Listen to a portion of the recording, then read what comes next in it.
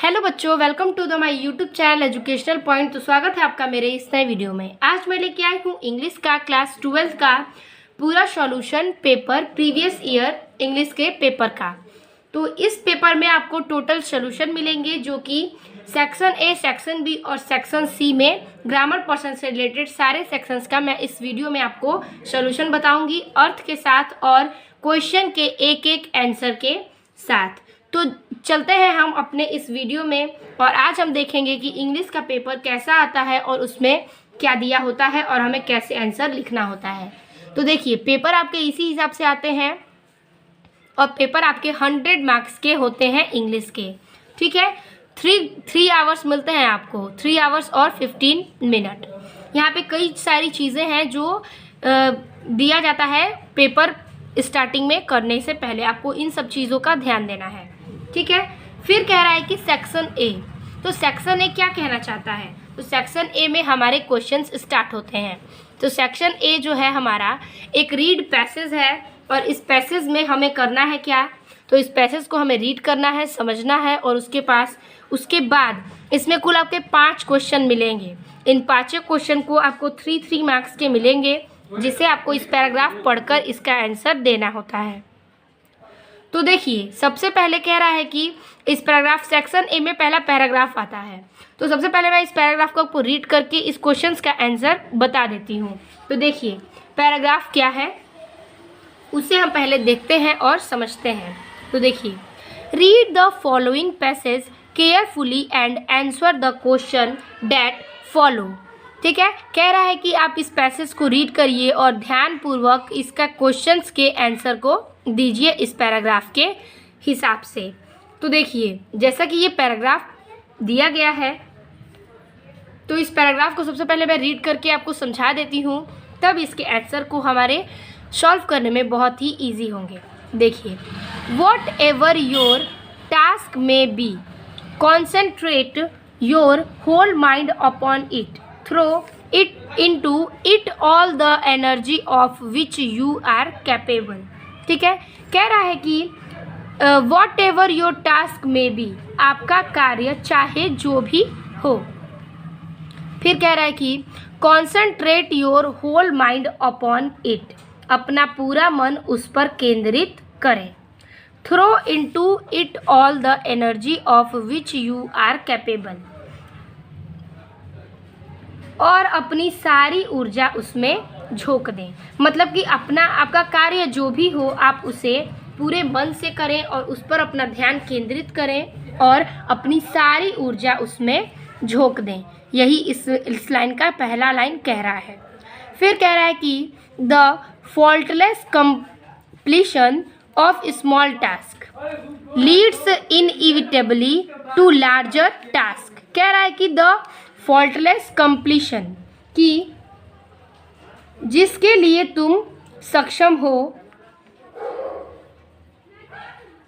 और of small task lead inevitably to larger task, छोटे छोटे कार्यों का दोष रहित समापन बड़े कार्यों की ओर अनिवार्य रूप से ले जाता है। मतलब छोटे छोटे कार्य को अगर आप सही रूप से करते हैं तो बड़ा जो हमारा कार्य है वो, मतलब छोटे काम से हमें अपना ध्यान बड़े काम पर लगाना होता है।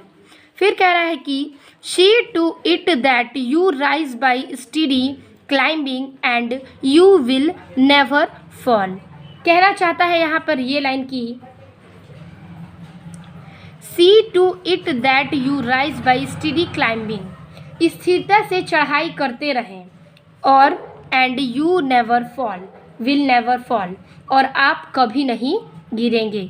स्थिरता से आप अपनी चढ़ाई करते रहें, इस वजह से आप कभी नहीं गिरेंगे। फिर कह रहा है अगला लाइन की and herein lies the secret of true power, और यही सच्ची शक्ति का रहस्य छिपा है, और यहीं पर सच्ची शक्ति का रहस्य छिपा है। Learn by concentrate practice how to husband your resource and to concentrate them at the moment upon a given point. क्या कह रहा है कि लर्न बाई कॉन्सेंट्रेट प्रैक्टिस, कि निरंतर अभ्यास से सीखें ठीक है, निरंतर अभ्यास से सीखें। How to husband your resource, और अपने संबंधों का और अपने संसाधनों का, एंड टू कॉन्सेंट्रेट दैम, क्या करें, ध्यान लगाएं, टू एनी मोमेंट, किसी भी जगह पर, अपॉन ए गिवन पॉइंट, अपने एक केंद्र पर। मतलब कि निरंतर अभ्यास से सीखें और अपने संसाधनों का प्रबंधन करना, इकट्ठा और ध्यान लगाना एक ही जगह सीखें। फिर कह रहा है कि the foolish waste all their mental and spiritual energy in frivolity, foolish character और selfish agreement, not to mention wasteful physical excess. तो इसका अर्थ कह रहा है कि किसी भी क्षण और किसी दिए गए बिंदु पर, किसी भी क्षण किसी भी दिए गए बिंदु पर मूर्ख लोग अपनी सारी मानसिक और आध्यात्मिक ऊर्जा तुच्छता से बर्बाद कर देते हैं।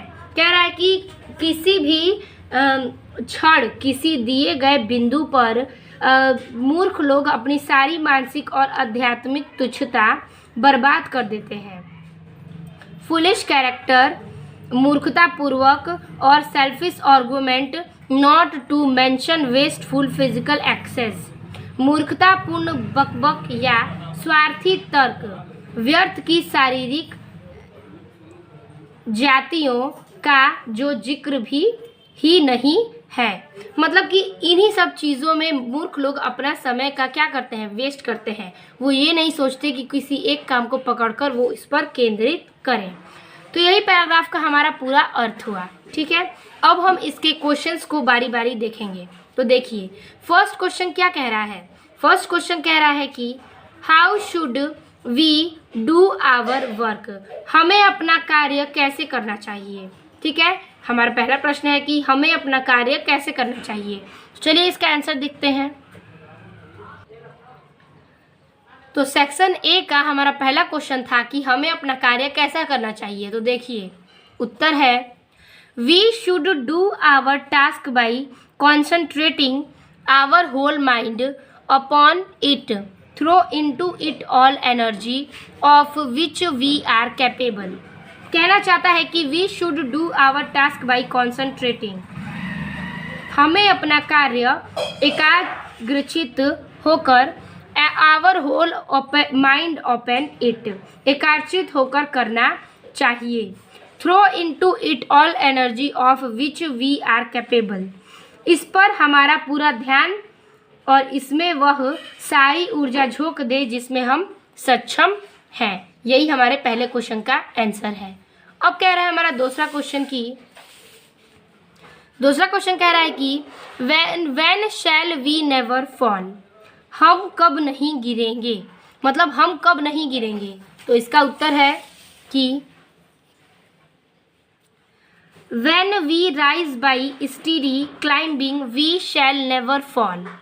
कह रहा है कि जब हम लगातार चढ़ते हुए, when we rise by the steady climbing, जब हम लगातार चढ़ते हुए उठेंगे, तो वी शैल नेवर फॉल, तो हम कभी नहीं गिरेंगे। ये हमारा दूसरे का आंसर हो गया। अब हमारा तीसरा क्वेश्चन पूछ रहा है सी नंबर की, when wherein lies the secret of true power. तो यही कह रहा है कि सच्ची शक्ति का रहस्य निरंतर, मतलब सच्ची शक्ति का रहस्य कहाँ छिपा है। When wherein lies the secret of true power, सच्ची शक्ति का रहस्य कहाँ छिपा है। तो इसका आंसर है कि the secret of true power lies in steady climbing. कह रहा है कि सच्ची शक्ति का रहस्य power lies in steady climbing, निरंतर चढ़ाई में निहित है। मतलब कि सच्ची शक्ति का रहस्य निरंतर चढ़ाई में छिपा हुआ है, मतलब ऊंचा चढ़ने में ही छिपा हुआ है। फिर कह रहा है हमारा डी क्वेश्चन की, तो फिर हमारा डी नंबर क्वेश्चन कह रहा है,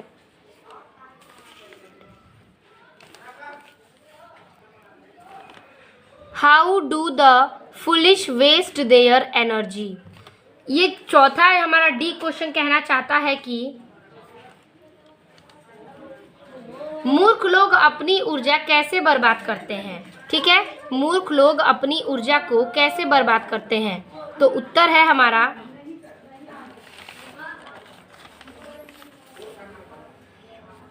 the foolish waste all their mental and spiritual energy in frivolity foolish character of selfish agreement.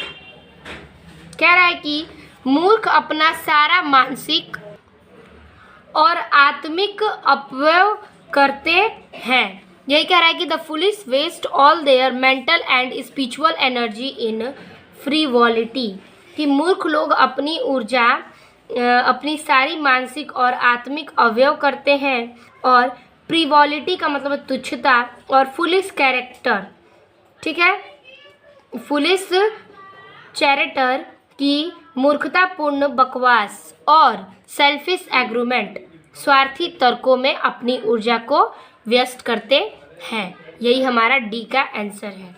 अब देखिए हमारा ई क्वेश्चन क्या कहता है।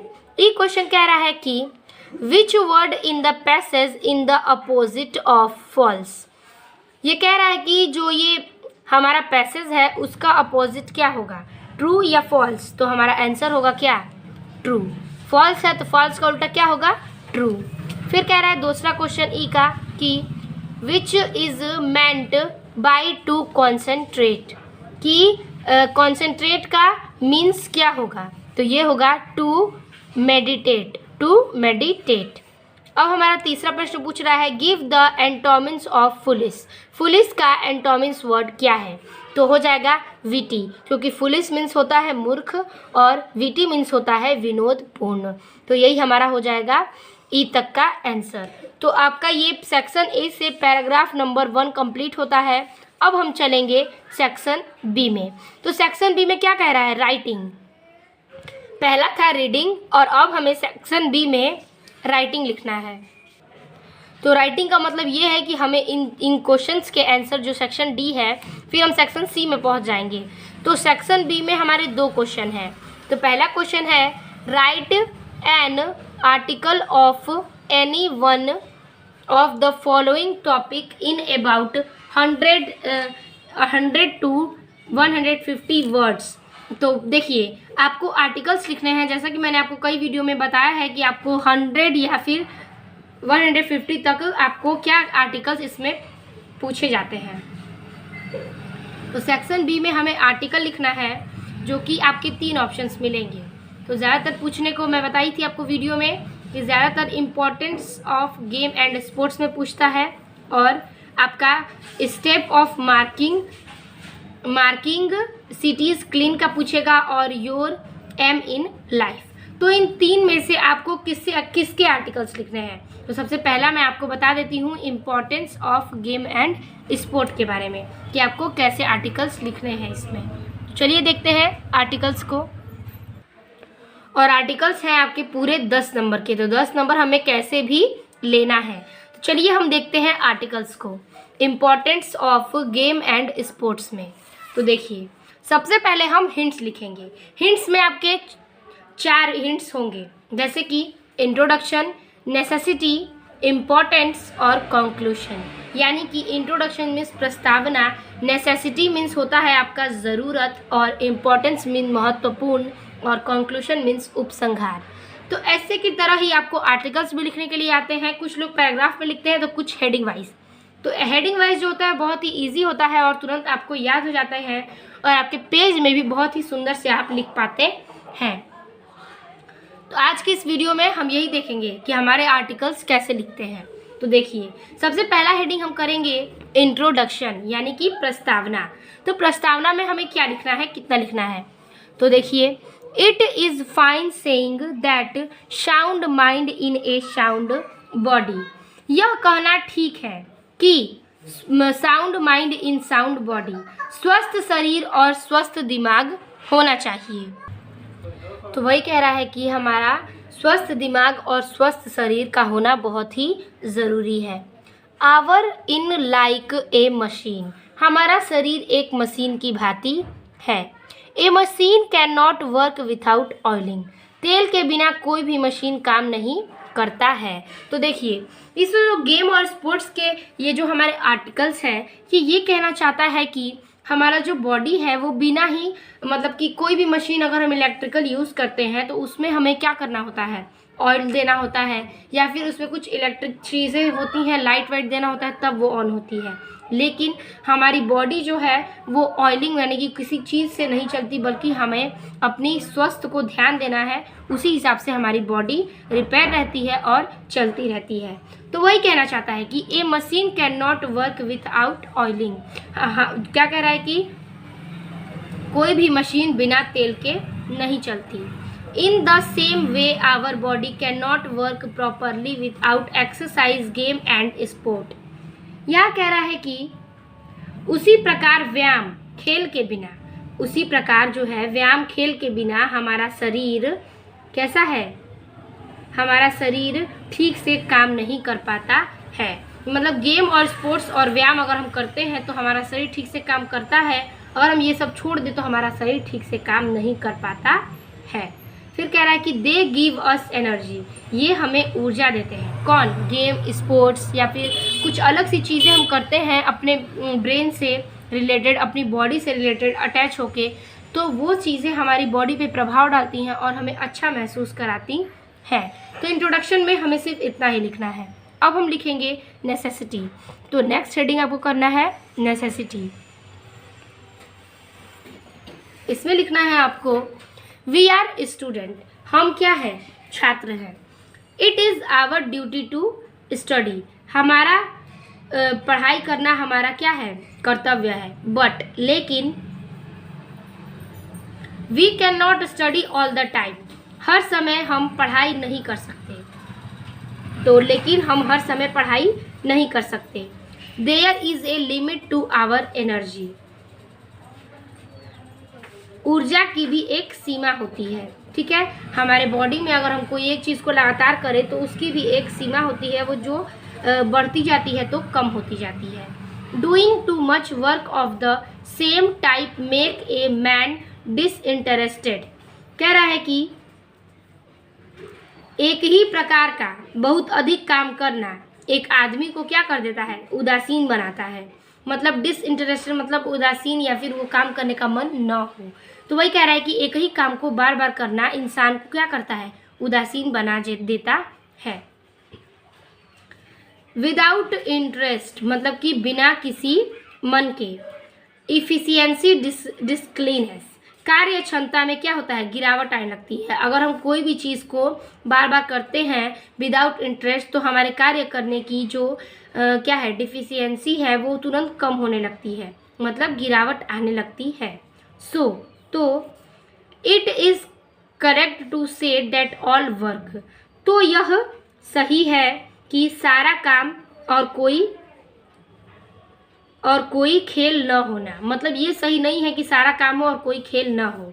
तो and to play make a Jack a dull boy, कह रहा है कि जैक को एक सुस्त लड़का बनाता है, मतलब जैक को एक सुस्त लड़का बनाता है अगर हम कोई भी चीज़ बिना इंटरेस्ट के करते हैं तो ये थी हमारी ज़रूरतें जो हमारे गेम को लेके हमारी लाइफ में चल रही हैं या हर किसी के लाइफ में चलती हैं।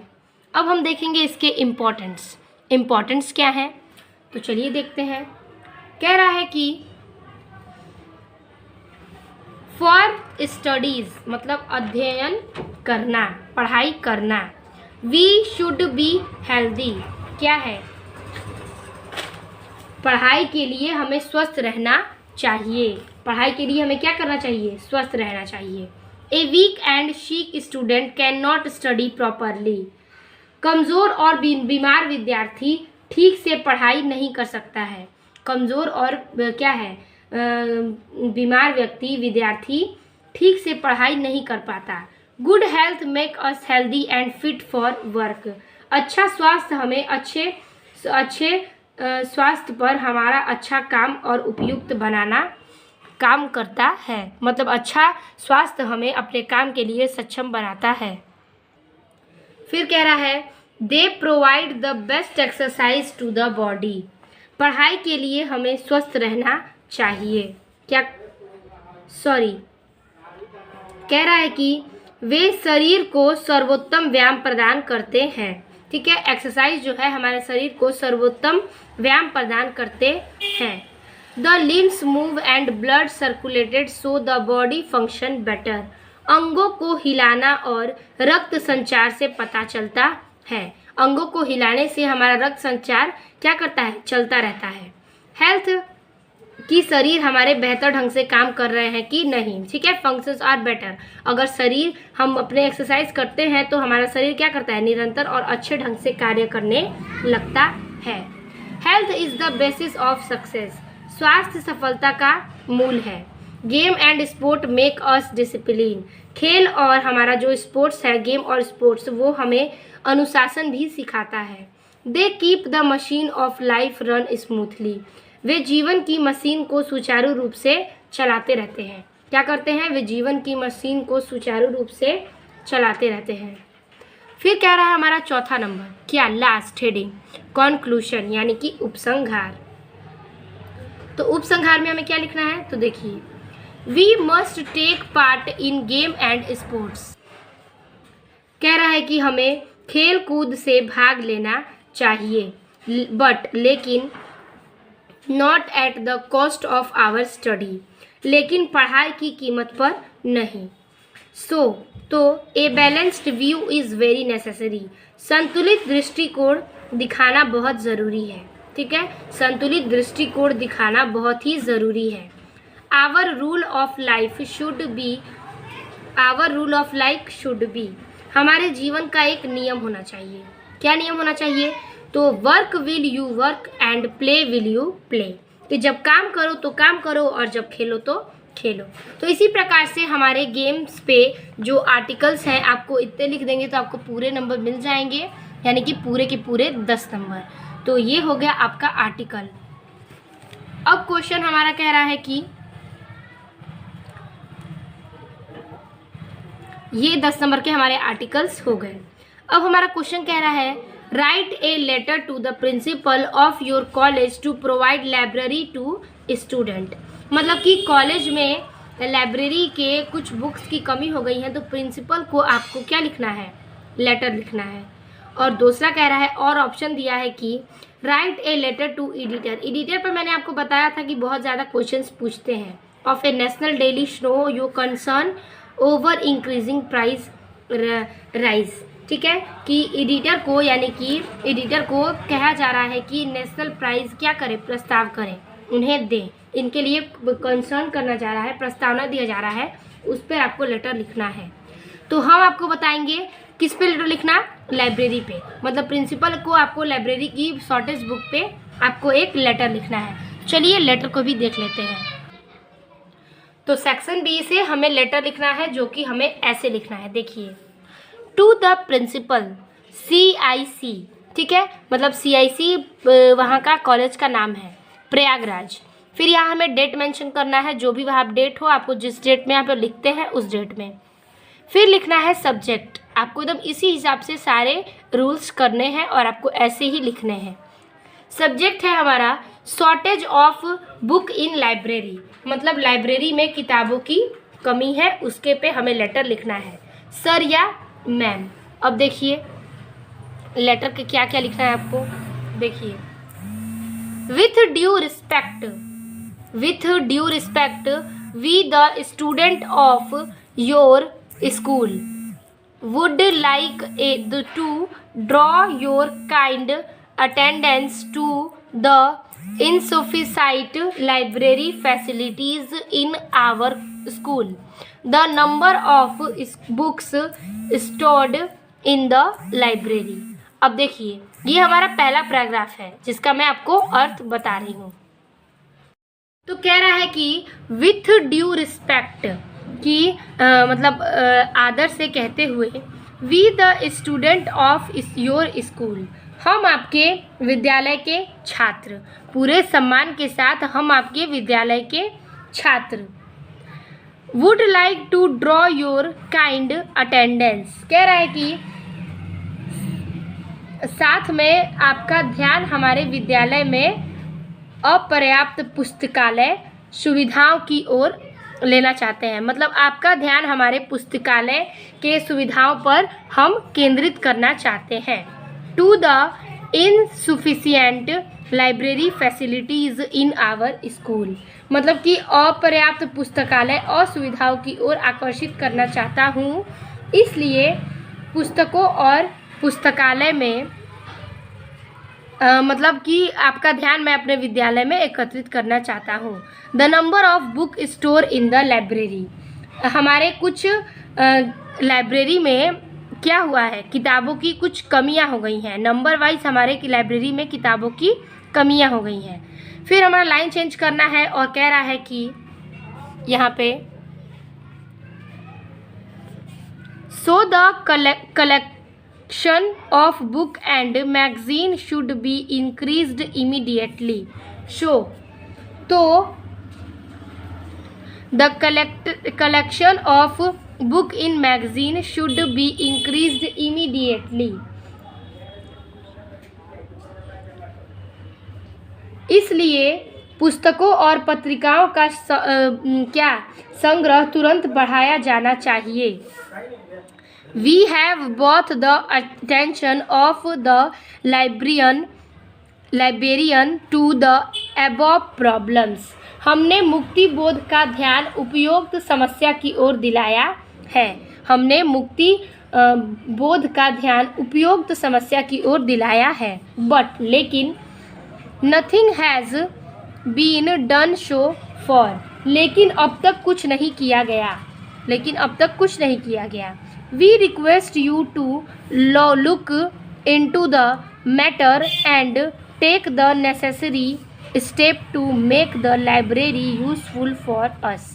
We request कि हम आपसे अनुरोध करते हैं you to look into the matter, कि इस मामले को आप देखें and take the necessary step to make the library useful for us. देखें और पुस्तकालय को उपयोगी बनाने के लिए आवश्यक कदम उठाएं हमारे लिए। ठीक है, हमारे लिए आप पुस्तकालय में उपयोगी कदम उठाएं। तो यहाँ पे हम लिखेंगे थैंक यू और योर फेथफुली ABC। तो इसी प्रकार से यहाँ पे आप अपना नाम भी मेंशन कर सकते हैं या ABC लिख के भी आप छोड़ सकते हैं। तो इसी प्रकार से इसी ढंग से आपको लेटर बहुत ही कायदे से लिखना है, ताकि आपको ये आपके लेटर जो है ये भी पूरे के पूरे 10 नंबर के हैं, जो आपको 10 नंबर मिल जाए। तो सेक्शन बी को भी मैंने सॉल्यूशन करा दिया। तो हम देखेंगे सेक्शन सी ग्रामर पर्सन को। तो ग्रामर पर्सन में कुछ ऑप्शनली क्वेश्चंस ही आते हैं, जो कि यहाँ पे देखिए 4 नंबर में 5 क्वेश्चंस हैं और 5 क्वेश्चंस 2-2 नंबर के हैं, यानी कि इसमें भी आपको 10 नंबर मिल रहे हैं। अब देखिए क्वेश्चन कह रहा है कि one who she the dark side of a thing is called. ठीक है, dark side a thing is called. तो ऑप्शन है ऑप्टिमिस्ट, बी ऑप्शन है पेसिमिस्ट, सी ऑप्शन है मतलब तीसरा ऑप्शन है डार्की और डी ऑप्शन है होपलेस। तो इसका राइट आंसर होगा क्या, पेसिमिस्ट। हमारा सेक्शन सी का चौथे क्वेश्चन का आंसर है कि ए का नंबर है पेसिमिस्ट। अब देखिए दूसरा क्वेश्चन कह रहा है कि the apple of one's eyes means. ठीक है, the apple one's eyes means इसका मतलब क्या होगा। तो the most tender part of an eyes, या 2 ऑप्शन है ए टीयरफुल आइज, या सी ऑप्शन है वेरी डियर, या डी ऑप्शन है a costly treatment of an eyes. तो इसका राइट आंसर हो जाएगा वेरी डियर। आप ऐसे लिख देंगे, इसका राइट आंसर हो जाएगा वेरी डियर। फिर आंसर है हमारा अगला क्वेश्चन सी कि द सिनोनिम्स ऑफ डिस्ट्रॉय, यानी कि डिस्ट्रॉय का सिनोनिम्स क्या होगा। तो option A finish, option B demolish, या ऑप्शन सी स्टॉप, या ऑप्शन डी एंड। तो इसका राइट आंसर होगा डिसमोलाइज। ठीक है, डी आंसर है हमारा क्वेश्चन। डी क्वेश्चन कह रहा है कि what is the time in your watch. तो इस सेंटेंस में कह रहा है कि which word in this sentence is an error. इसमें से आपको कौन सा वर्ड एरर करना है कि सेंटेंस सुटेबल लगे। तो देखिए 1 ऑप्शन है व्हाट, 2nd ऑप्शन है टाइम, 3rd ऑप्शन है इन और 4th ऑप्शन है वॉच। तो अगर इसमें से हम इन चारों में से वॉच हटा नहीं सकते, टाइम भी नहीं हटा सकते और व्हाट, ये तीनों बहुत ही इम्पॉर्टेंट है। इन जो है ये हम हटा सकते हैं, इसलिए हमारा डी का आंसर है इन, राइट आंसर। अब देखिए ई का क्वेश्चन बोल रहा है कि the antonyms of better is, तो ऑप्शन ए है गुड, बी ऑप्शन है बैड, सी ऑप्शन है वर्स और डी ऑप्शन है वर्स्ट। तो बेटर का अपोजिट होता है क्या, वर्स, तो वर्स हमारा राइट आंसर है ई का। तो इसी प्रकार से सेक्शन सी में मैंने चौथे क्वेश्चन के पांचों सेंटेंसेस आपको क्लियर कर दिए हैं। अब हम देखेंगे अपना सेक्शन सी का ही पांचवा क्वेश्चन। तो चलिए देखते हैं। तो पांचवा क्वेश्चन का कह रहा है कि हमारा ए, ये भी 2 नंबर्स के ही हैं। तो देखिए एक क्वेश्चन कह रहा है कि change any one of the following into direct narration. ये कह रहा है कि आप इन दोनों में से कोई एक नरेशंस को क्या करिए, इनडायरेक्ट में चेंज करिए। तो देखिए पहला है कि Mahesh said to Rita what comma inverted comma what are you doing here, कि रमेश रीता से कहता है कि what are you doing here. तो चलिए इसका आप इनडायरेक्ट क्या बनाइएगा। और दूसरा सेंटेंस कह रहा है कि the teacher said to the student do not quarrel with one another. तो पहले का हम बनाते हैं, पहले सेंटेंस का कि महेश सेड टू रीता। तो इसका पहला इनडायरेक्ट बनेगा कि Mahesh inquired Rita what she was doing here, यानी कि हम महेश को रीता से इंडिकेट करेंगे इंक्वायर्ड से, और फिर लिखेंगे कि व्हाट, आर का क्या हो जाएगा, यू का हो जाएगा शी, और आर को हम चेंज करेंगे पास्ट में तो हो जाएगा वॉज डूइंग, और हियर का हो जाता है देयर। तो होगा Mahesh inquired Rita what she was doing there. अब देखिए दूसरा सेंटेंस है, इसमें एनी वन ही करना है, लेकिन मैं आपको दोनों को एक्सप्लेन कर देती हूँ कि the teacher said to the student do not quarrel with one another. तो इसका आप क्या इंडिकेट करिएगा। तो देखिए इसका हम इनडायरेक्ट बनाएंगे कि द टीचर एडवाइज्ड, ये एक एडवाइज्ड वाला क्वेश्चन है कि वो अपने स्टूडेंट से कहते हैं। तो the teacher advise the student not to quarrel with one another, ये आपका इनडायरेक्ट का क्वेश्चन नंबर 5A का 1 2 हो जाता है कंप्लीट। अब हम देखेंगे 5 क्वेश्चन का बी क्या कह रहा है कि, तो बी कह रहा है combine any one of the following as directed. आपको इसको डायरेक्ट यानी कि जो सेंटेंस है उसको कॉम्प्लेक्स सेंटेंस और कंपाउंड सेंटेंस में चेंज करना है। एनी वन, तो आप एनी वन ही करिएगा, मैं आपको दोनों समझा देती हूँ। तो 1 नंबर है what are you going, question mark I do not know, इसको आपको कॉम्प्लेक्स सेंटेंस बनाना है। तो देखिए कॉम्प्लेक्स सेंटेंस में हम चेंज करेंगे तो होगा I do not know where he is going, I do not know where he is going, ये हमारा कॉम्प्लेक्स सेंटेंस होता है।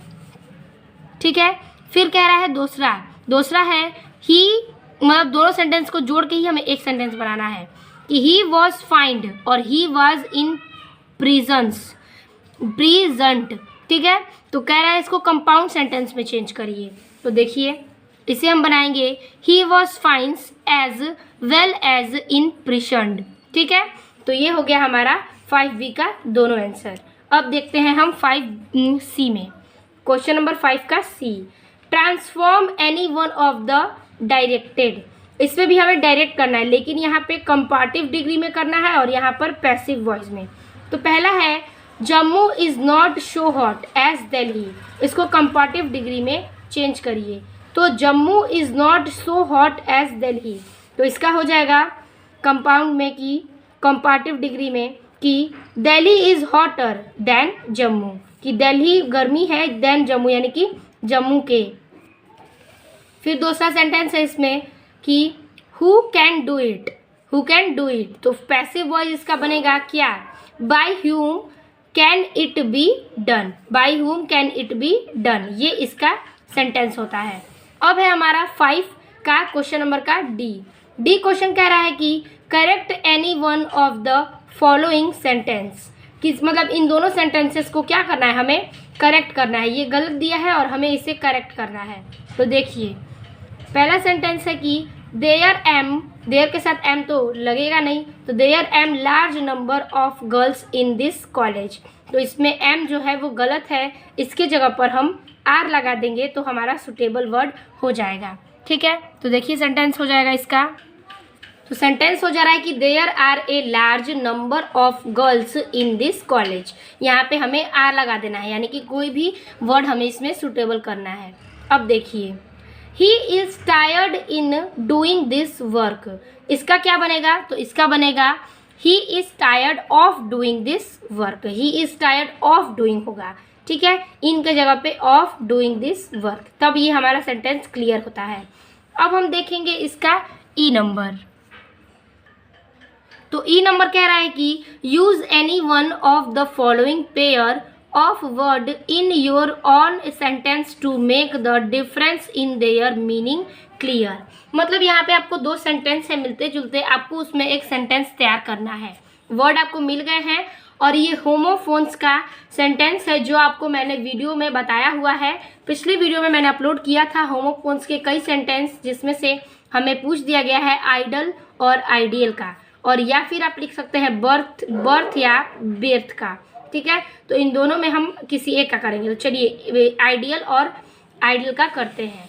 तो आइडियल का कर सकते हैं he is nothing but idle. ठीक है, he is nothing but idle. हमें एक वर्ड मिलेगा, उससे हमें सेंटेंस क्लियर करना है, जो हमें इसी प्रकार लिखना है। अब देखिए, ये है आइडियल, यानी कि Ramesh is my cricket ideal. Ideal means आदर्श होता है। ठीक है, तो इसी प्रकार से क्वेश्चन नंबर 5 का ई तक हमने समाप्त कर दिया है। अब छठवां क्वेश्चन कह रहा है हमारा translation to the following passage into English.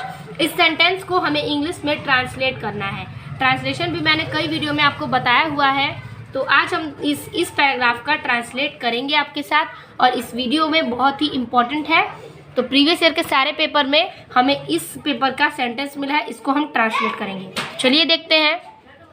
तो अब हम देखेंगे क्वेश्चन नंबर 6, जो कि है translate the following passage into English. तो देखिए, सबसे पहले इस पैराग्राफ को मैं रीड कर देती हूँ और बारी बारी से इसका हम ट्रांसलेट करेंगे। तो कह रहा है कि मेजर उस समान हमारे देश के एक प्रसिद्ध योद्धा हुए हैं। जब पाकिस्तान ने हमारे देश पर आक्रमण किया तो उन्हें देश की रक्षा के लिए भेजा गया। राजौरी के युद्ध में वे मारे गए, किंतु उनकी वीरता को हम भूल सकते। उन्होंने कभी भी अपने जीवन की चिंता नहीं की। एक बार वे युद्ध में घायल हो गए। कुछ सिपाही उनके लिए बहुत दूर से थोड़ा सा पानी लाए, क्योंकि वे बहुत प्यासे थे, किंतु उस वीर ने वह पानी स्वयं नहीं पिया। उन्होंने वह पानी एक दूसरे प्यासे सिपाही को दे दिया। कुछ देर बाद उनकी मृत्यु हो गई। ऐसे वीर और दयालु व्यक्ति को हम कभी नहीं भूल सकेंगे।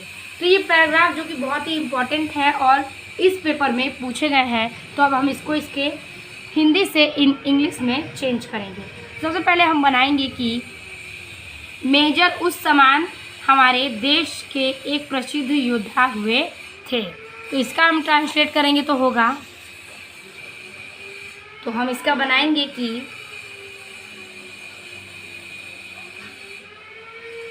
Major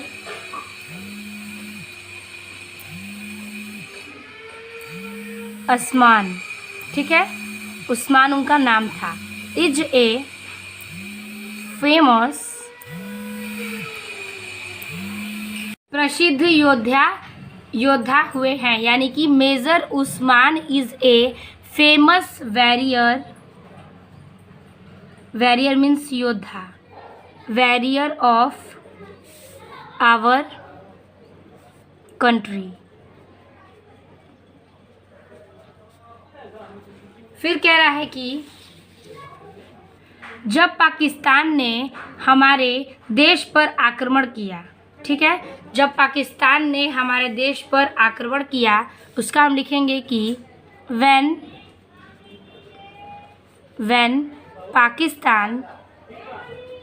Pakistan invaded our country, invaded our country. फिर क्वामा, फिर आगे कह रहा है कि तो उन्हें देश की रक्षा के लिए भेजा गया। तो इसका हम बनाएंगे कि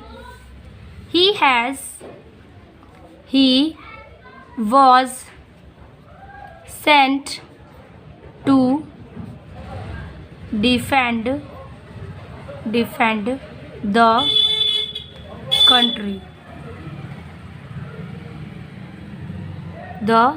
कंट्री।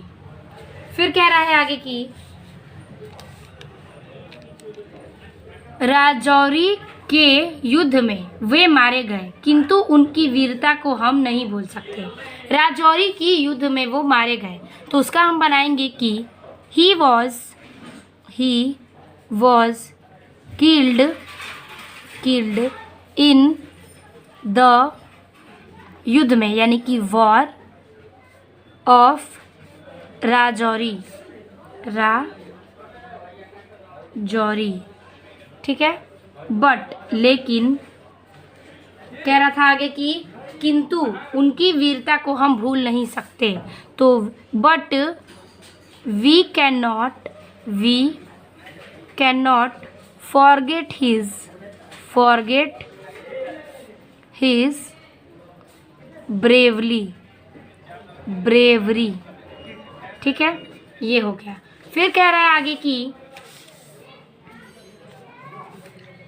उन्होंने कभी भी अपने जीवन की चिंता नहीं की, मतलब उन्होंने अपने भी जीवन की चिंता कभी नहीं की। तो इसका होगा he never worried for his life. फिर कह रहा है कि एक बार वे युद्ध में घायल हो गए। क्या हुए? एक बार वे युद्ध में घायल हो गए। तो उसका हम बनाएंगे कि वंस एक बार वे युद्ध में घायल हो गए। He was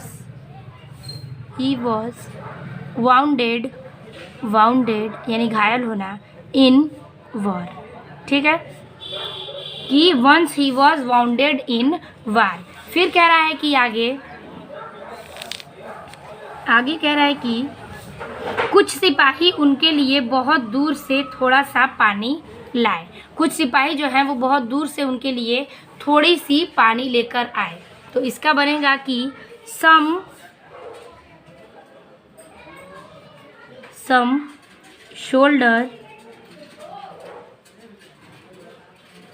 shoulders fetch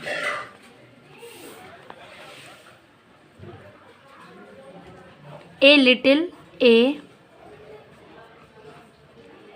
little water for him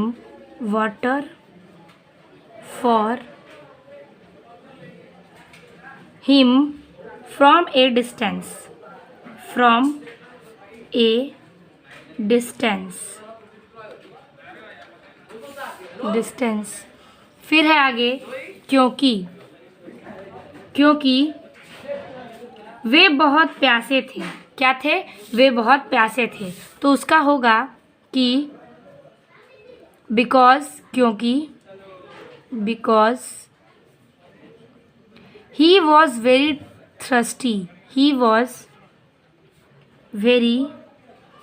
thirsty, ठीक है। फिर कह रहा है आगे कि किंतु उस वीर ने वह पानी स्वयं नहीं पिया। किंतु वो वीर जो थे, मतलब कि मेजर उस्मान, वो पानी खुद नहीं पिए। तो उसका हो जाएगा बट डैट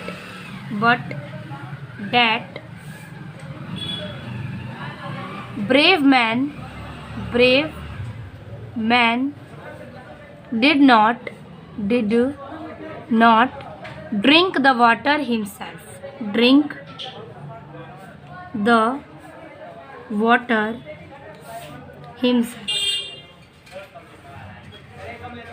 ठीक है। फिर आगे कह रहा है पैरलाइन की उन्होंने वह पानी एक दूसरे सिपाही को दे दिया। क्या किया उन्होंने, वह पानी एक दूसरे सिपाही को दे दिया। तो इसका हम बनाएंगे कि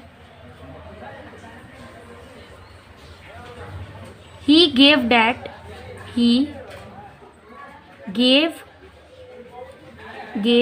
that water to the other thirsty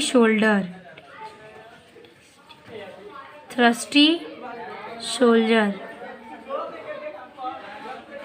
ठीक है। फिर आगे कह रहा है दूसरा लाइन, कुछ देर बाद उनकी मृत्यु हो गई। तो इसका बनेगा कि कुछ देर बाद इनकी मृत्यु हो गई। आफ्टर सम टाइम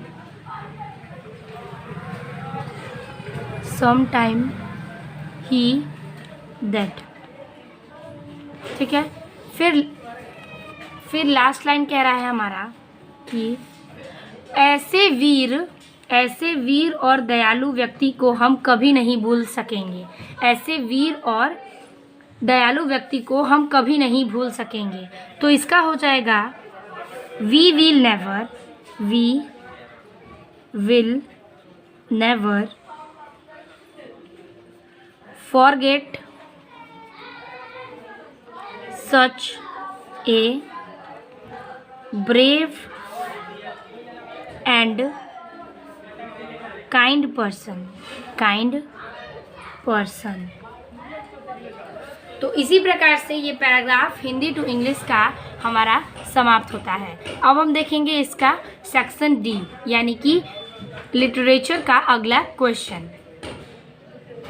ठीक है। तो लेक्चरल में हमारे 8 नंबर के क्वेश्चन पूछे जाते हैं। जो पहला क्वेश्चन होता है वो 4 नंबर का होता है और दूसरा क्वेश्चन भी 4 नंबर का।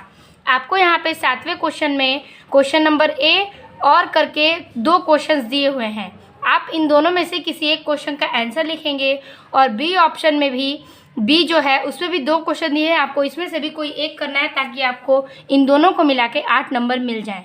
तो क्वेश्चन है कि whom did M. Hamel blamed for not paying proper attention to the study of French। और करके दूसरा क्वेश्चन इसमें है कि who was the rat trap sailor, how did he make them। ठीक है। ये हो गया 2 क्वेश्चन जिसमें से हम एक का आंसर आपको बताएंगे। ठीक है। तो देखिए पहला आंसर है कि whom did M. Hamel blame for not paying proper attention to the study of French। तो हम इसका आंसर आपको बताएंगे जो कि हमें 40 वर्ड में लिखना है। चलिए इसका आंसर देख लेते हैं।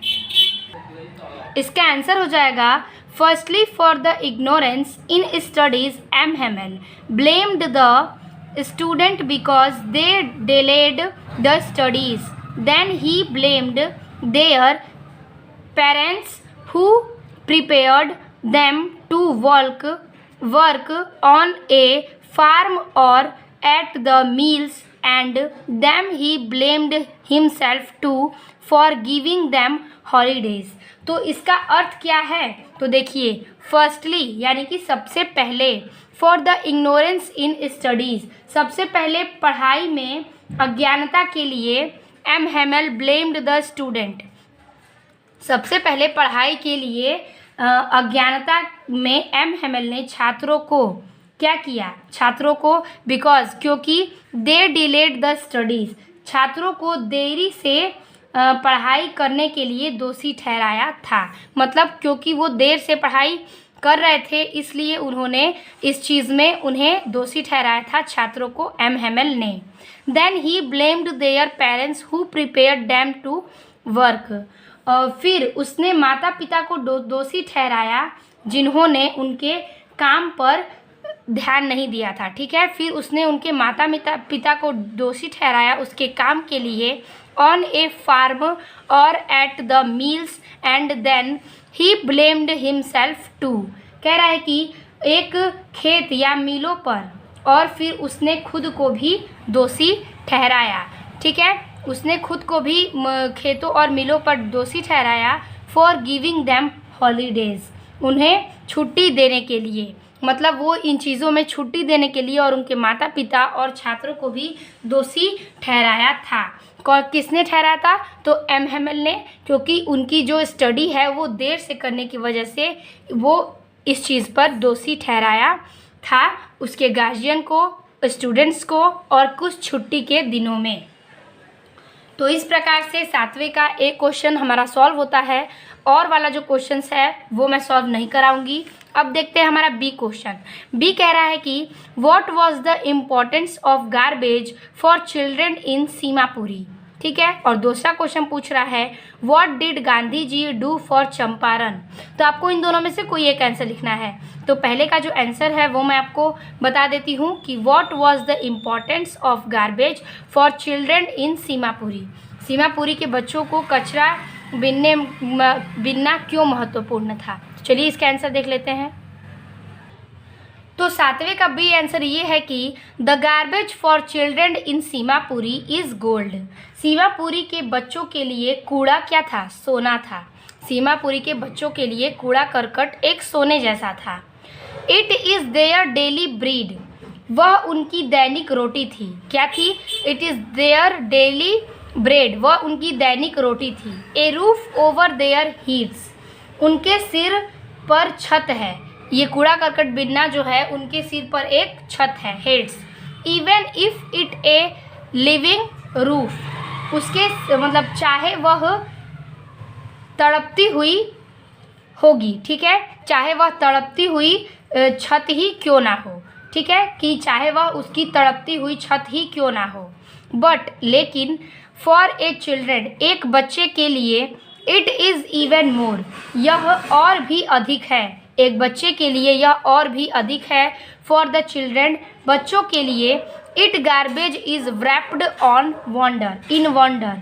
बच्चों के लिए यह आश्चर्य में लिपटा हुआ है। बच्चों के लिए यह जो है बहुत ही आश्चर्य से लिपटा हुआ चीज़ है, क्योंकि कूड़ा करकट उसकी दैनिक रोटी है और ये न करें तो उन्हें एक दिन की भी रोटी प्राप्त न हो। तो वही हमारा ये आंसर है कि the garbage for children in Seemapuri is gold. It is their daily bread, A roof over their heads, even if it is a living roof, but for a children it is even more. For the children, it garbage is wrapped in wonder. तो इसी प्रकार से अगर आप ये answer लिखते हैं तो आपको पूरे 4 नंबर मिल जाएंगे। इसी प्रकार से हमारा 7वां का ए और बी समाप्त होता है। अब हम पेज पलटेंगे। ये भी हमारा 8 नंबर का क्वेश्चन तैयार हो गया। अब हम देखेंगे 8वां क्वेश्चन। ये हमारे क्वेश्चंस पेपर का लास्ट पेपर है जो कि चौथा है और चौथे पेज है ये हमारे। और 8वां क्वेश्चन कह रहा है कि answer any one of the following question in about 80 words. आपको 80 वर्ड्स में इन दोनों में से किसी एक का आंसर देना है। पहला क्वेश्चन बोल रहा है कि व्हाट डिड, और ये क्वेश्चन जो है वो 7 नंबर का है जो कि आपको लॉन्ग में पूछा जा रहा है। बहुत ही इंपॉर्टेंट है ये क्वेश्चन कि what did Douglas decide to overcome his fear of water. ठीक है, और दूसरा क्वेश्चन पूछ रहा है कि describe the plight of rag pickers as depicted in the lesson long lost spring. तो ये दोनों क्वेश्चंस है जिसमें से मैं आपको ए का आंसर बताती हूँ अर्थ के साथ। तो ए का हम आंसर लिखेंगे कि, तो आंसर हम लिखेंगे कि Douglas was a person who unfortunately faced an unwanted and unexpected situation in his childhood days। तो ये बहुत ही बड़ा आंसर है, तो मैं आपको अर्थ बताते चलती हूँ कि Douglas was a person, Douglas एक ऐसा व्यक्ति था, who unfortunately faced and unwanted and unexpected, कह रहा है कि जिसे दुर्भाग्य और अनचाहेपन का सामना करना पड़ा, जिसे दुर्भाग्य और अनचाहेपन का सामना, फेस्ड मीन्स सामना करना पड़ा, और कह रहा है कि and unexpected situation in his childhood day, कह रहा है कि और उसके बचपन के दिनों से अप्रत्याशित स्थिति, और उनके बचपन के स्थिति में मतलब उनके बचपन के ही दिनों में ये अप्रत्याशित स्थिति का सामना करना पड़ा है। 2 incident of his childhood with the water which made him scared. उसके बचपन की 2 घटनाएं पानी के साथ हुई थी। ठीक है, उसके बचपन की 2 घटनाएं पानी के साथ जिसने उसे डरा दिया था। ठीक है, उनकी 2 घटनाएं हुई थी पानी को लेकर जिससे वो हदस में आ गए थे और डर गए थे। एंड और फॉर ए लॉन्ग टाइम, बहुत देर तक, ही स्टेयर्ड फ्रॉम द वाटर, वह पानी से दूर रहा। क्या किया? बहुत देर तक वह पानी से दूर रहा। लेटर, बाद में, by the inner inspiration and attraction toward water, बाद में आंतरिक प्रेरणा और पानी के प्रति उनका आकर्षण, compelled him to go to close to the water again, और बाद में उनका आकर्षण ने उसे पानी के करीब जाने के लिए मजबूर किया। बाद में उनका जो अट्रैक्शन हो गया था उसके वजह से, आकर्षण की वजह से वो पानी की ओर जाने के लिए मजबूर हो गए थे। एंड और to overcome his fear of water, और फिर से पानी के डर को दूर करने के लिए he learn swimming under the supervisor of a coach. ठीक है, सुपरवाइजर ऑफ ए कोच, और फिर से पानी के डर से उन्हें दूर करने के लिए उसने एक कोच की देख रेख में तैरना सीखा। मतलब वो अपने डर को दूर करना चाहते थे, इसलिए वो अपने कोच से यानी अपने टीचर से पानी में तैरना सीखा और उनकी देख रेख में ये काम उन्होंने किया। बट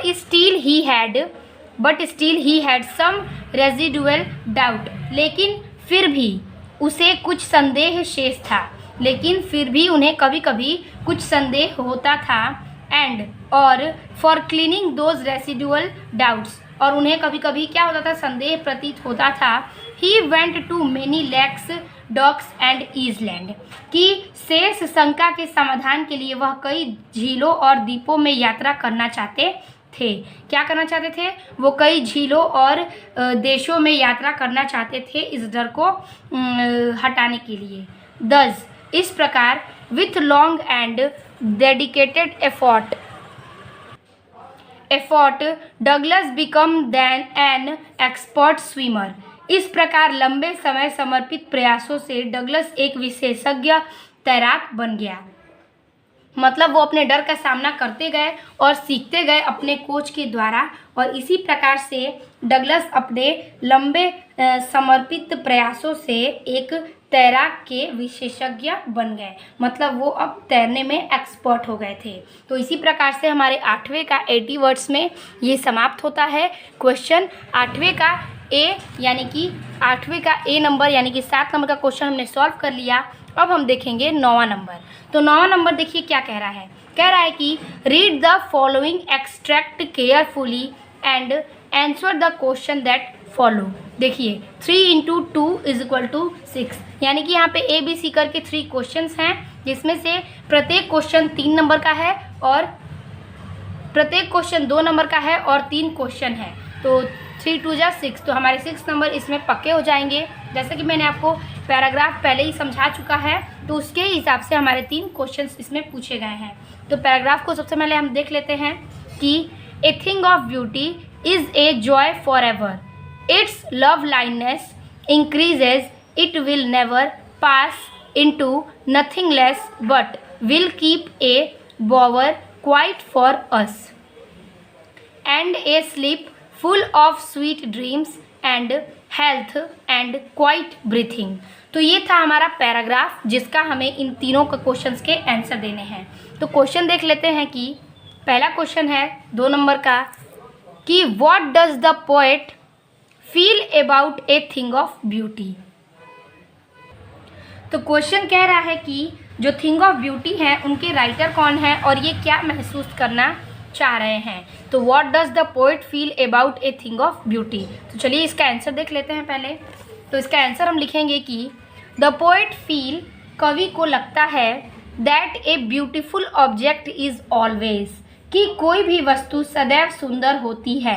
मतलब कोई भी जो वस्तु है वो सदैव ही सुंदर रहती है जब तक हम उसे सुंदर मानते हैं। ट्रीसर्ड इन आवर माइंड, पर वो हमारे मन से संजोकर रखा जाता है। अगर हम उसे मन से संजोकर रखें तो कोई भी चीज़ हमेशा के लिए सुंदर रहती है। बिकॉज, क्योंकि it provide us internal and everlasting Joy, और यह हमें आंतरिक और वास्तविक आनंद प्रदान करता है। अगर कोई भी चीज़ हमें शुरू से अच्छी लगती है और अंत तक, तो वो हमें एक एनर्जी और एक हमारे आंतरिक स्वास्थ्य को आनंद जैसा प्रदान करता है। यही इसमें कवि कहना चाहते हैं और महसूस करते हैं। तो 9 का ए यही आंसर आपको लिखना है। अब देखते हैं बी क्वेश्चन। तो बी क्वेश्चन कह रहा है कि what does the poet mean by it will never pass nothing into nothingness. मतलब कवि इसका मतलब क्या बताना चाहते हैं, मतलब it will never pass into nothingness, कवि इस पैराग्राफ का अर्थ में क्या बताना चाहते हैं। चलिए बी का आंसर देखते हैं। तो बी का आंसर है कि द पोएट मीन्स टू से, कवि का अर्थ है दैट कि an object of beauty never fades into insignificance. कह रहा है कि सौंदर्य की एक वस्तु कभी भी विफल और सुंदरता कभी भी महत्वहीन नहीं होती है। कवि कहना चाहता है कि सौंदर्य की एक वस्तु कभी भी विफल नहीं होती और सुंदरता कभी भी महत्वहीन नहीं होती, बट लेकिन multiple manifold when it return to our mind, लेकिन जब हमारे दिमाग में लौटता है तो वह कई गुना बढ़ जाता है। लेकिन जब वो हमारे दिमाग पर बार बार चढ़ने लगती है वो चीज़ें, तो वो क्या होता है, कई गुना उसकी सुंदरता बढ़ जाती है। इसमें इस पैराग्राफ का अर्थ ये कवि कहना चाहते हैं। तो ए और बी का हमारा आंसर हो गया। अब हम देखेंगे 9 का सी क्वेश्चन। तो 9 का सी क्वेश्चन क्या कह रहा है। तो 9 का सी क्वेश्चन कह रहा है कि in what sense a thing of beauty in a joy for ever. मतलब a thing of beauty joy for ever का हमारा मतलब कॉमन्स यानी कि उसके सेंस में क्या है। तो चलिए इसका हम आंसर देखते हैं कि इसका आंसर हमें कैसे लिखना है। तो सी आंसर है कि an object of beauty never fade with the passage of time, rather in it multiplied with the passing of time. An object of beauty यानी कि सुंदरता की कोई भी वस्तु never fade with the passage of time, सुंदरता की कोई भी वस्तु समय के साथ कभी फीकी नहीं पड़ती है। ठीक है, सुंदरता की जो कोई भी वस्तु है वो समय के साथ कभी फीकी नहीं पड़ती। Rather it multiples with the passing of time, और कह रहा है कि बल्कि समय बीतने के लिए एकाधिक में होती है, बल्कि समय बीतने पर वह एक से अधिक होती जाती है। तो 9 का ए बी सी हमने आंसर लिख लिया। अब हम देखेंगे हमारा 10वां क्वेश्चन। अब हम देखेंगे क्वेश्चन नंबर 10 कि right the central idea of any one of the poem following poem. तो देखिए सेंट्रल आइडिया हमारे 4 नंबर के हैं जो कि बहुत ही इंपॉर्टेंट हैं, और सेंट्रल आइडिया मैंने आपको अपने पेज पे वीडियो अपलोड कर दिया है अर्थ के साथ, और यहाँ पर ऑप्शन में वो सारे सेंट्रल आइडियाज दिए भी हैं। ए नंबर कीपिंग क्वाइट, बी कह रहा है माई मदर एट 66, और सी आंट जेनिफर्स टाइगर्स। तो हमें इन तीनों में से कोई एक का लिखना है सेंट्रल आइडिया, तो हम लिखेंगे कीपिंग क्वाइट का। चलिए देखते हैं कि हम कैसे लिखेंगे कि हमारे पूरे 4 नंबर मिल जाएं। चलिए देखते हैं। सबसे पहले question number 10 central idea keeping quiet आप हेडिंग कर लेंगे, उसके बाद हम इसको लिखेंगे। तो देखिए कैसे लिखना है आपको। This is an anti war poem, कह रहा है कि यह एक काम विरोधी कविता है। ठीक है, क्या है, यह एक काम विरोधी कविता है। द पोइट स्ट्रेस, क्या है, जो कवित्रा है वो तनाव में है। द नीड फॉर इंट्रोस्पेक्शन, कह रहा है कि उसे आत्मनिरीक्षण की आवश्यकता है। क्या है, उसे आत्मनिरीक्षण की आवश्यकता है। इसके आगे कह रहा है कि the poet is deeply moved by the violence, कवि हिंसा से बहुत प्रभावित है। क्या है, कवि हिंसा से बहुत ही प्रभावित है। Cruelty to animal and the plight of manual worker quite introspection in the solution of the social politicals and religious problem. यहाँ पे कह रहा है कि क्रूएटली टू एनिमल, रचनात्मक रूप से जानवर यानी कि and the plight of manual workers, पशु और हाथ से काम करने वाले श्रमिकों, मतलब कि हम कह रहा है कि रचनात्मक रूप से पशु और हाथ से काम करने वाले श्रमिकों की क्या है, दुर्दशा काफ़ी आत्मनिरीक्षण है। समाज को लेकर बहुत, समाज और राजनीतिक को लेकर बहुत ही आत्मनिरीक्षण ये समस्या बन चुकी है, जिसका समस्या का धार्मिक समाधान है। यहाँ तक सोशल यानी कि सामाजिक, पॉलिटिकल्स मीन्स राजनीतिक, और रिलीजियस प्रॉब्लम मतलब कि समस्या का समाधान है। द पोएट, कवि ने सजेस्ट सुझाव दिया, that all poet should, all people should, कि सभी लोगों को सस्पेंड देयर एक्टिविटीज़, अपनी गतिविधियों को for some time and keep quiet, कुछ समय के लिए स्थगित कर देना चाहिए। मतलब सभी कवि को अपनी गतिविधियों को कुछ समय के लिए स्थगित कर देना चाहिए। और कह रहा है कि they should look inside and analyse, कह रहा है कि और चुपचाप रहना चाहिए, उन्हें अपने अंदर झांकना चाहिए। ठीक है, कह रहा है कि उन्हें किसी भी चीज़ में पहले अपने अंदर झांकना चाहिए, and analyse their on action, और अपने कार्यों को विश्लेषण करना चाहिए। दिस, ये will cleanness every heart and ennoble all people, ये हर दिल को साफ करेगा और सभी लोगों को सक्षम बनाएगा। ठीक है, ये हर दिल को साफ करेगा और सभी लोगों को सक्षम बनाएगा। तो एक बार मैं रिपीट कर देती हूँ इस लाइन को पूरा कि this is an anti war poem, the poet stresses the need for introspection, the poet is deeply moved by the violence cruelty to animal and the plight of manual workers. Quiet introspection is the solution to the social, political and religious problem. The poet suggested that all people should suspend their activities for some time and keep quiet. They should look inside and analyze their on action. This will cleanse every hurt and ennoble all problem. तो ये आप note कर लीजिएगा, आपका question number 10 complete होता है। और अब हम देखेंगे क्वेश्चन नंबर 11। तो देखिए क्वेश्चन नंबर 11 में क्या कह रहा है कि answer the following question in about 40 words each. आपके ए और बी करके दो क्वेश्चंस दिए गए हैं। एक क्वेश्चन है who was Hana and how did Hana meet Sadao. ठीक है, हाना कौन थी और वह सदाव से क्यों मिली। और दूसरा इसमें और करके क्वेश्चन है कि describe the environment of Antarctica. और बी क्वेश्चन है कि what was the third level, where was it situated. और करके दूसरा क्वेश्चन है कि what was the astrologer prediction about the tiger king death. तो ये हो गया आपका ए बी का क्वेश्चन, जिसमें से ए का और करके दो क्वेश्चन है, तो हम इसमें ए सॉल्व करवाएंगे और इसका बी का पहला क्वेश्चन। तो चलिए इसके ए का आंसर देखते हैं कि हु वॉज हाना और how did Hana meet Sadao, जिससे हमें 4 नंबर मिलने वाले हैं और 40 वर्ड्स में इसे कंप्लीट करना है। तो आंसर लिखेंगे कि Hana was a beautiful Japanese girl. Hana क्या है, एक खूबसूरत जापानी लड़की है। She meet doctor Sadao in America at a professor house. उन्होंने अमेरिका में एक प्रोफेसर के घर डॉक्टर सदाव से मिला था। ठीक है, उन्होंने उनकी भेंट डॉक्टर सदाव से अमेरिका के एक प्रोफेसर के घर पर हुई थी। Hana and Sadao meet in the USA. Hana और सदाव यूएसए में मिले थे। Will finish their higher studies. अपनी उच्च शिक्षा पूरी करेंगे।